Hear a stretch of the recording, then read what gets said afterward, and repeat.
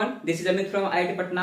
आप सभी का हार्दिक स्वागत करता हूँ इस यूट्यूब चैनल पर एंड आप सभी यूट्यूब फैमिली को मेरी तरफ से प्यार भरा happy new year. Hope so आप लोगों की पढ़ाई अच्छी चल रही होगी एंड आप लोग पूरा का पूरा क्लास 12th के विद्यार्थी अपने एग्जामिनेशन पे फोकस कर रहे होंगे बिकॉज आपका एक प्रोग्रेसिव एग्जाम होने वाला है। तो जिस प्रकार से आपने एकलव्य बैच में अपना प्यार और सपोर्ट दिखाया ये आपका काबिल तारीफ है और इसके लिए आप सभी लोगों को तहे दिल से धन्यवाद। इस पूरे बैच में आप लोगों ने जो डेडिकेशन दिखाया एकलव्य बैच में जितने भी लेक्चर्स आए आप लोगों ने उसको अच्छा से देखा एंड आपने जो कमेंट किया उससे ढेर सारा मोटिवेशन मिलता है। ढेर सारा मैंने वीडियोस डाला केमिस्ट्री के, पूरा मैंने प्रैक्टिस सेट कराया, पूरा का पूरा 11 सेट कराया हुआ है। अगर कोई भी देख लेगा इसको तो 70 में से 35 क्वेश्चन यहीं से आ जाएगा, एकदम गारंटी के साथ बोल रहा हूँ। पैटर्न चेंज नहीं होता है, पैटर्न वही रहता है। बिहार बोर्ड में पैटर्न कभी चेंज नहीं होता है। कुछ ऐसे क्वेश्चंस होते हैं जिसको आप रट लोगे, मतलब कि जिसको कुछ नहीं पता है बट उसको अगर वो क्वेश्चन रटवा दिया जाएगा उसका भी अच्छा खासा नंबर आ जाता है। तो इसमें बस अंडरस्टैंडिंग की बात होती है, इसका लेवल कुछ नहीं रहता है। बस आपको क्वेश्चंस रिपीटेड होते हैं और उसी क्वेश्चंस को आपको पढ़ना होता है, जो कि आपको प्रैक्टिस सेट में मैंने कराया है। और मैंने इतना सारा जो भी वीडियोस डाला है सब का सब बिहार बोर्ड का एकदम फेमस टॉपिक है और यहीं से 2 नंबर 5 नंबर और ऑब्जेक्टिव के सवाल पूछे जाते हैं, जैसे कि इलेक्ट्रॉनिक कॉन्फ़िगरेशन हो गया, इलेक्ट्रिक डाइपोल हो गया, गॉस थ्योरम हो गया, पेप्टाइड बॉन्ड हो गया। मैंने ढेर सारा वीडियोस डाला है। टोटल आपको 53 लेक्चर मिल जाएगा। उस 53 लेक्चर में आपने अभी तक कितना लेक्चर देखा है ये आप कमेंट में बता दीजिए। अगर आप नहीं देखे हैं तो अभी से भी आप देखना स्टार्ट कर दीजिए, कुछ ना कुछ आपको हेल्प जरूर मिल जाएगा। ठीक है, तो पूरा का पूरा आपको फोकस करना है अपने स्टडी पे, क्वेश्चन प्रैक्टिस पे एंड एग्जामिनेशन जो पैटर्न होता है उसके हिसाब से जो क्वेश्चंस पूछे जाते हैं उस क्वेश्चंस को, क्योंकि क्वेश्चंस रिपीटेड होते हैं, मैं ये बात आपको बार बार बता रहा हूँ। एक ही ऐसे क्वेश्चंस होते हैं जो 1 साल के इंटरवल पर, 2 साल के इंटरवल पर हमेशा इधर उधर करके पूछे जाते हैं। तो अगर आप इस पूरे का पूरे प्रैक्टिस सेट को आप देख लेते हैं तो समझिए कि आपका पूरा का पूरा क्वेश्चन याद ही हो जाएगा। तो आज का जो हमारा वीडियो है, इस वीडियो में मैं आपको प्रॉपर बताऊंगा कि अभी से अगर मान लेते हैं कि आपको सस्पिशन हो रहा है कि एग्जामिनेशन में क्या पढ़ना है क्या नहीं पढ़ना है, तो आप अभी से क्या कीजिए कि मैंने यहाँ पे फिजिक्स केमिस्ट्री मैथमेटिक्स के कुछ चैप्टर्स रख रखे हैं। अगर इन चैप्टर्स को भी कोई अगर देख लेता है, VBI चैप्टर्स है, अगर इसको भी कोई अगर अच्छा से ढंग से पढ़ लेता है तो समझिए कि उसका 100% नंबर आ जाएगा। क्योंकि आप जानते हैं 50-50 का ऑप्शन रहता है, आधा क्वेश्चन बनाना होता है, आधा छोड़ देना होता है। तो देखिए यहां पर केमिस्ट्री में आप फिजिकल में क्या कीजिए कि सॉलिड स्टेट पढ़िए, सॉलिड स्टेट आप रिवीजन कीजिए। ठीक है, आपको पूरा का पूरा एकदम डिटेल में जाकर के नहीं पढ़ना है। इसका जो ऊपर की बातें होती है आप वो पढ़ लीजिए, हो जाएगा। जैसे कि सिंपल का जेड का मान कितना होता है, BCC का जेड का मान कितना होता है, सॉलिड स्टेट से आपका काम चल जाएगा।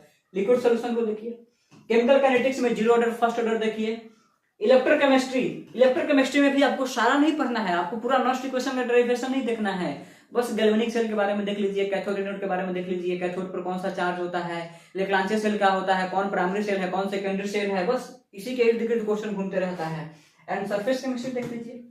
तो अगर आप इसको एक दिन भी चाहोगे तो आप एक दिन में भी पूरा का पूरा फिजिकल आराम से रिवीजन कर लोगे, क्योंकि आपका सिटिंग आवर्स अभी का टाइम पे कम से कम पर डे का 6 से 7 घंटा का होना चाहिए। ठीक, उसके बाद इनऑर्गेनिक में आ जाइए तो मेटलर्जी तो पढ़ना जरूरी होता है। सभी अयस्क खनिज होते हैं, सभी खनिज अयस्क नहीं होते हैं। और मेटलर्जी में अयस्क और उससे प्राप्त होने वाली धातु का नाम याद कर लीजिए। पी ब्लॉक में आ लीजिए, पी ब्लॉक में ग्रुप 16, 17, 18 इस सब एलिमेंट्स का नाम याद रख लीजिए, ग्रुप 18 का। और पी ब्लॉक में कुछ कंसेप्ट होते हैं, कुछ लॉजिकल बातें होती है, जैसे कि हीलियम जो होता है उसको गोताखोर क्यों ले जाता है, NH3 और PH3 दोनों के बीच का डिफरेंस बताइए, जो नाइट्रोजन होता है वो पेंटावेलेंट क्यों नहीं होता है। तो ऐसे कुछ फेमस क्वेश्चन है जो कि पी ब्लॉक में पढ़ना होता है, तो इसको आप देख लीजिए। And basic coordination compound, complex compound का जो बेसिक बात है वो पूरा एडवांस मतलब बस बेसिक बात की मैं बात कर रहा हूं। अगर इतना ही कर लेते हैं देन 450 सिंपल है, बिकॉज ये बिहार बोर्ड है। मैं आपको इसमें बार बार बता रहा हूं, क्वेश्चन रिपीटेड होते हैं। अब जैसे कि आप देखिएगा बायोमोलिक्यूल्स में क्वेश्चन है एंजाइम क्या है, इसका आंसर होता है प्रोटीन। ये बायोमोलिक्यूल्स का जो क्वेश्चन है 2021 में पूछा, 22 में पूछा, 23 में पूछा, 24 में भी पूछा, आप समझ जाइए। और कोई सा भी ऐसा मॉडल पेपर अभी तक नहीं बन रहा है जिसमें एंजाइम क्या है वाला क्वेश्चन नहीं है। तो ऐसे ऐसे क्वेश्चंस को आप याद कीजिए ना, ऐसे ऐसे क्वेश्चन को अगर आप समझिए, पढ़िए, बार बार पढ़िए, एकदम 1 से 2 दिन के अंदर याद हो जाता है। फिर पॉलीमर, पॉलीमर में भी केवल आपको याद रखना किसका पॉलीमर क्या होगा और उसका एग्जाम्पल क्या होगा, बस इतना ही से ही काम चल जाएगा। Then chemistry in everyday life का कुछ बातें होती है जो कि आपको याद रखना होगा।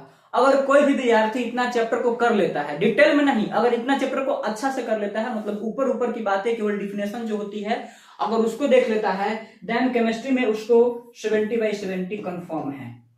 बिकॉज आपका 35 ऑब्जेक्टिव रहेगा एंड 35 सब्जेक्टिव रहेगा, तो सब्जेक्टिव में भी उसमें रिपीटेड क्वेश्चन होते हैं। रिपीटेड क्वेश्चन कहने का मतलब कि क्वेश्चन फिक्स होता है कि ये क्वेश्चन इस बार आया है, देन ज्यादा प्रोबेबिलिटी होगा कि इसके इर्द गिर्द ही दूसरा कोई क्वेश्चन आएगा। जैसे कि फिजिक्स में गॉस थ्योरम बहुत पॉपुलर है और बहुत ज्यादा प्रोबेबिलिटी होती है कि वो क्वेश्चन आएगा। अब फिजिक्स में देख लेते हैं, आप इलेक्ट्रोस्टैटिक कर लीजिए। इलेक्ट्रोस्टैटिक में कैपेसिटर भी आ जाएगा, वोल्टेज भी आ जाएगा और पूरा कर लीजिए, इसे ढेर सारा क्वेश्चन मिल जाएगा आपको देखने के लिए। करंट कर लीजिए, पूरा का पूरा रे ऑप्टिक्स कर लीजिए और मॉडर्न फिजिक्स कर लीजिए।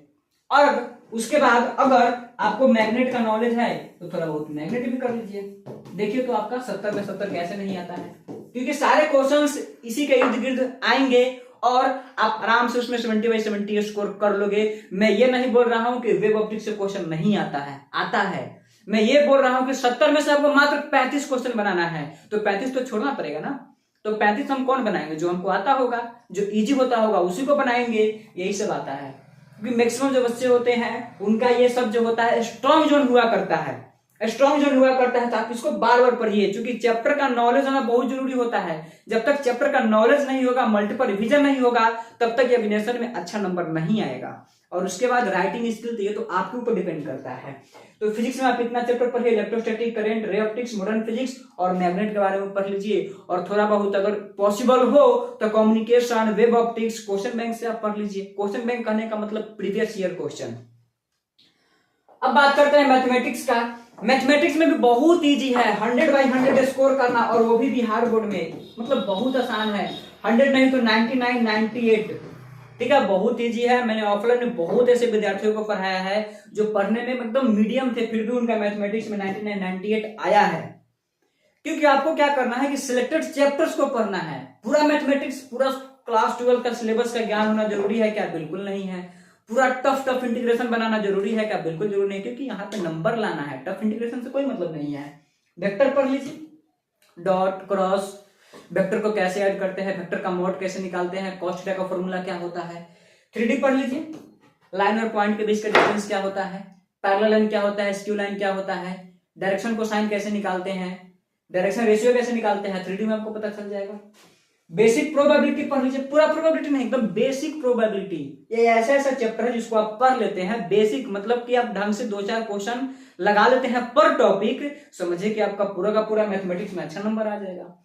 मैट्रिक्स पढ़ लीजिए, मैट्रिक्स में ऑर्डर कैसे निकालते हैं, मैट्रिक्स को जोड़ते कैसे हैं, मैट्रिक्स को गुना कैसे करते हैं। डिटरमिनेंट पढ़ लीजिए, इसमें क्रेमर रूल पढ़ लीजिए, क्योंकि क्रेमर रूल जो होता है वो 5 नंबर में पूछता है। डिफरेंशिएशन का पूरा फॉर्मूला पता होना चाहिए और डिफरेंशिएशन का बेसिक क्वेश्चन भी पता होना चाहिए। एओडी पढ़ लीजिए, एकदम फिक्स है कि एओडी से सवाल पूछेगा ही पूछेगा। एप्लीकेशन ऑफ डेरिवेटिव मतलब कि अवकलज के अनुप्रयोग। इंटीग्रेशन, वो भी सिंपल वाला इंटीग्रेशन, ज्यादा भौकाली वाला इंटीग्रेशन की कोई जरूरत नहीं है, एकदम सिंपल वाला इंटीग्रेशन से भी काम चल जाएगा।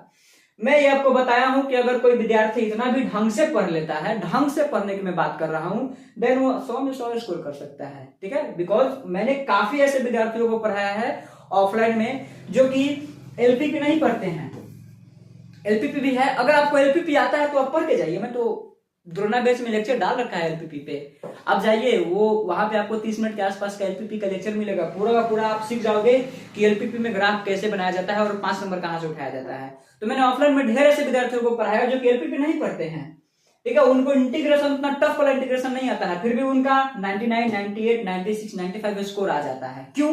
क्योंकि वो लोग vector, 3D, matrix determinant, differentiation, probability, ये सब जो होता है इसको ढंग से पढ़ के जाते हैं। कम ही पढ़ते हैं लेकिन पूरा ढंग से पढ़ के जाते हैं। और इसमें सबसे इंपॉर्टेंट बात क्या है कि आपको सेट प्रैक्टिस करना होगा।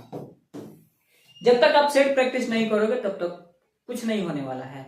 सेट प्रैक्टिस कीजिए तो आपको पता चलेगा कि एग्जामिनेशन में कैसे कैसे क्वेश्चन पूछे जाते हैं। तो चलिए, नए साल में आपको इतना ही बताएंगे एंड होप सो आप लोग इस चीज को आप याद रखेंगे एंड अपने पढ़ाई को कंटिन्यू रखेंगे तो लगे रहिए, रिजल्ट जो होगा वो काफी बेहतर होगा। अगर नहीं भी होगा तो कुछ ना कुछ बेहतर जरूर होगा। एंड आपका जिस भी प्रकार का रिस्पांस हो, ओपिनियन हो, आप कमेंट में मुझे जरूर बताइएगा। एंड जिस भी टॉपिक पर आपको वीडियो चाहिए कमेंट में बताइएगा। तब तक ऑल